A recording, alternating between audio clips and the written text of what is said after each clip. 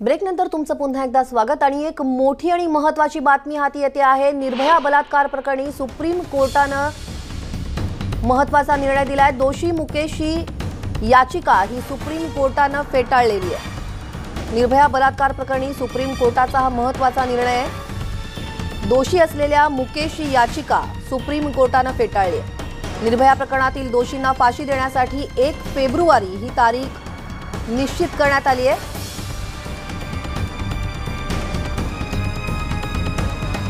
आताची आपण ही मोठी बातमी पाहतो आहोत।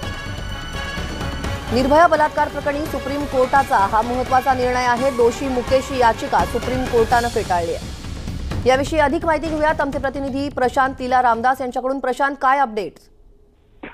महत्त्वाचं म्हणजे आज सुप्रीम कोर्टामध्ये निर्भया प्रकरणातील आरोपी जो आहे आरोपी मुकेश कुमार सिंग यांनी याचिका दाखल केली होती। याचिकेमध्ये मागणी केली होती की जी दया याचिका आहे राष्ट्रपतीची ती कुठल्याही कारण न देता राष्ट्रपतीने नाकारलेला आहे आणि त्याविरोधात त्यांनी ही याचिका दाखल केली होती।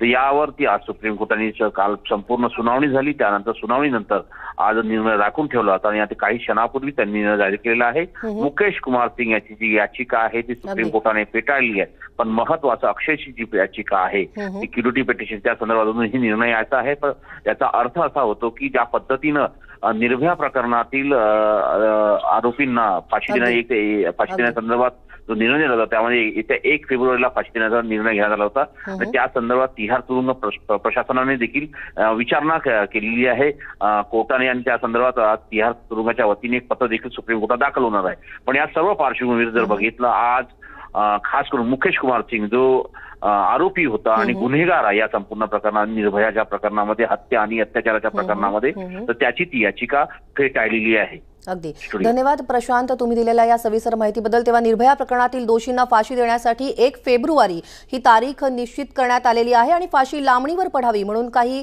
कायदेशीर पर्यायांचा आधार देखील हे दोषी घेताना दिसतात।